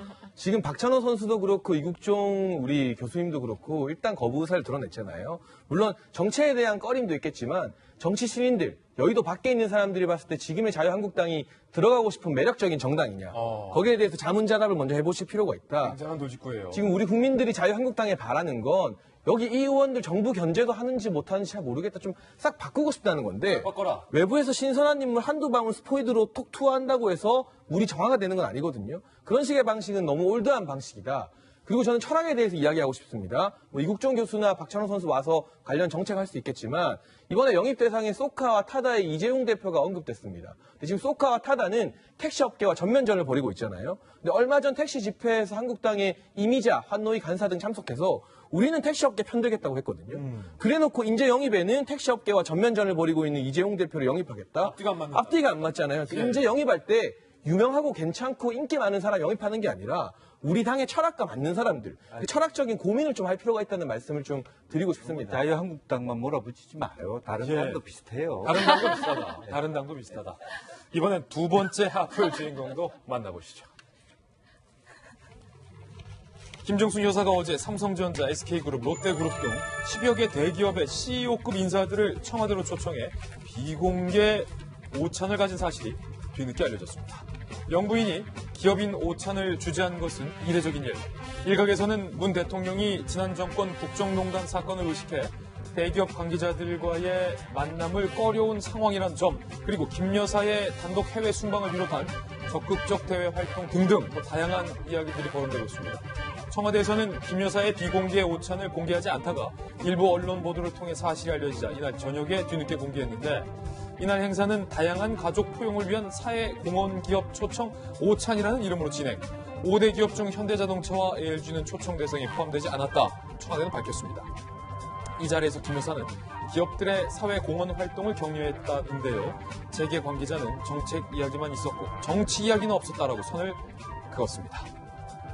사실은 김정숙 여사가 얼마 전에 이제 해외 순방 대통령과 함께 갔다 와서 특히 이제 그 북유럽 국가들, 뭐 스웨덴이나 폴란드나 이런 데에서 이제 아빠들, 라떼파파라고 하잖아요. 아빠들이 라떼 들고 육아휴직 딱 내버리고 집에서 이제 아이랑 같이 휴가한 거 보면서 영부인이 굉장히 좀 감명을 받았다라는 이야기를 스스로 밝힌 바 있잖아요. 아마 이번에 이제 대기업 분들을 불러서도 아마 그런 이야기를 하지 않았을까, 뭐 그런 생각이 들어요. 네, 맞습니다. 그래서 사회적 가치에 대한 말씀을 나누었고 또 그중에서 콕 찍어서 아빠 육아와 관련돼서 말씀을 나눈 게 아마 최근에 북유럽 다녀오셨고 또 아무래도 그거는 대통령이 하셔도 효과가 있겠지만 여사님이 하시기에 또 더 적합한 이슈라고 생각을 했던 것 같아서. 아니, 그러고 보니까 네. 제 기억이 맞다면 네. 지금 김희정 장관님하고 네. 김영주 전 의원님이 네. 현역이셨을 당시 17대, 2006년, 2007년 이쯤 네. 기억이 네. 두 분이 대한민국에서 처음으로 이제 아빠 육아휴직 그 법을 두 분이 네. 여야에서 각각 대표 발의하지 않았어? 이 사진 맞네. 예. 네. 나는 두 분이 같은 당인 줄 알았어요.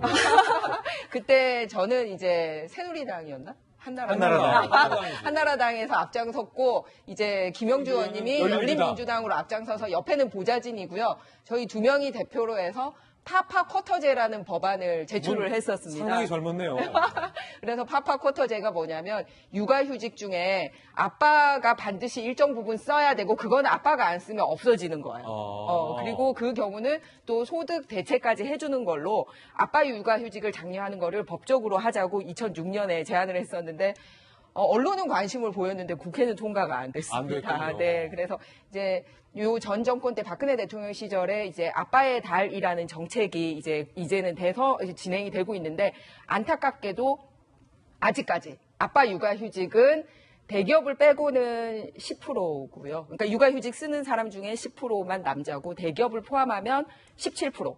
근데 공무원은 29%까지 이렇게 되고 있습니다. 그래서 사실 그림의 떡이라는 거죠. 제도가 있어도 못 쓰고 있다라는 건데 이게 되려면은 소득 대체율도 올려줘야 되고 왜냐하면 벌이도 해야 되고 또 이제 쓸 수 있는 분위기를 만들어줘야 되는데 궁극적으로 이건 엄마만 위하는 게 아니라 아빠를 위하는 거라는 말씀을 드리고 싶어요. 뭐냐면 엄마는 매일매일 찾아요. 그런데 아빠는 엄마 안 보일 때만 엄마 언제 와 할 때만 대화를 한다 그러더라고요. 그래서 아빠의 자리를 찾아주기 위해서 뭐 김정숙 여사님이 이렇게 앞장서신 부분은 대단히 고무적인 일이라고 생각합니다. 네. 자, 두 분 상당히 좋은 법안 발의했는데 그 법안이 또 통과가 안 돼서 계속 잘 아쉽네요. 진행되고 있는 거죠. 이제 진행형이. 지금이라도 좀 통과되길 바라보겠습니다. 네. 세 번째 하프 주인공 만나보시죠. 양현석 YG 전 대표가 BI의 마약 의혹 사실을 은폐를 했다는 의혹이 불거진 가운데 빅뱅 멤버 탑의 대마초 흡입 사건도 감출을 했다는 의혹이 새롭게 제기됐습니다. 함께 대마초를 피운 가수 연습생 한모 씨를 당시 YG 측이 미국으로 보내서 은폐를 했다는 보도가 나온 것. 한 씨가 탑과 대마초를 피운 뒤 자신의 소속사 대표를 통해 YG에서 외국에 나가길 바란다라는 말을 전해 들었고 그 이후 출국을 재촉. 실제 그해 12월 9일 미국으로 건너갔다는 건데요. 그러니까 빅뱅의 컴백을 앞둔 상황에서 위험 요소가 될 수 있는 한 씨를 미국으로 보내버렸다는 것. 이에 대해 양현석 전 대표는 모든 의혹은 일방적 주장일 뿐 사실이 아니다라는 공식 입장문을 냈습니다. 한편 탑과 한 씨가 과거에 나눈 문자 메시지 내용도 공개가 돼서 논란이 더해지고 있는데요. 만나고 싶어서 연락처를 물어봤다며 탑이 먼저 한 씨에게 관심을 갖고 연락한 정황이 고스란히 담겨 있는데 향후 이에 대한 수사는 어떻게 진행될지 귀추가 주목이 됩니다. 탑과 한서희의 문자 내용도 지금 한 매체를 통해서 공개가 됐어요. 탑이 안녕하세요 라고 하니까 한 씨가 누구세요? 라고 하자 탑 씨가 누구누구님께 어제 번호를 물어봤다 라고 하면서 호감을 표합니다. 그러면서 10시까지 끝날 것 같아요? 라고 문자 메시지를 보내죠.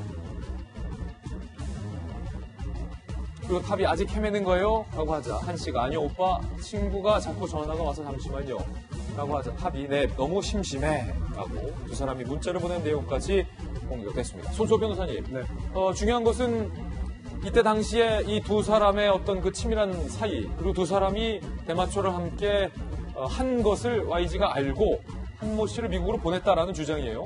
네. 만약 사실이라면 그동안 이제 YG 측에서 했던 그런 여러 주장들의 신뢰성이 굉장히 무너질 수 있기 때문에 중요한 사안이라고 볼 수 있습니다. 특히 한 씨는 처벌도 받았고 또 지금도 여러 가지 이야기들을 좀 내놓고 있거든요. 그 부분이 물론 모두 다 사실로 확인된 단계는 아닙니다. 확인 작업이 필요한 겁니다. 하지만 여러 가지 그런 절차 후에 실제로 이 한 씨의 이야기가 사실로 드러난다면 그동안 했던 YG의 이야기들은 거짓이 되는 것이기 때문에 굉장히 큰 파장이 있을 것이고 또한 도덕적, 사회적 비난뿐 아니라 법적인 부분으로도 문제가 될 수 있습니다. 특히 범인 또는 증인 등을 은닉하거나 도피시킬 경우에는 본인에 관련된 것이 아닌 경우에는 별도의 범죄가 될 수 있거든요. 그렇군요.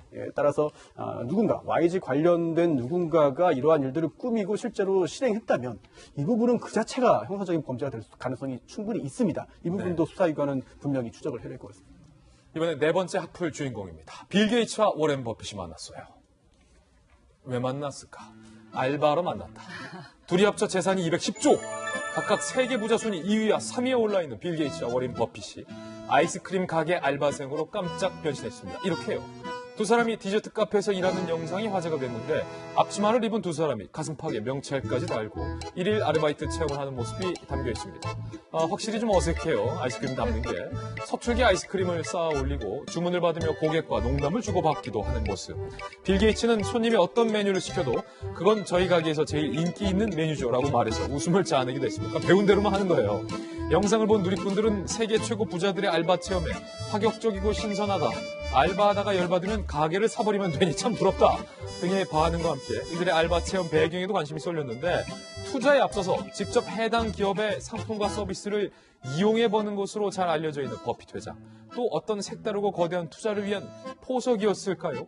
세계 최고 두 부자들의 어찌됐든 유쾌한 알바 현장이었습니다.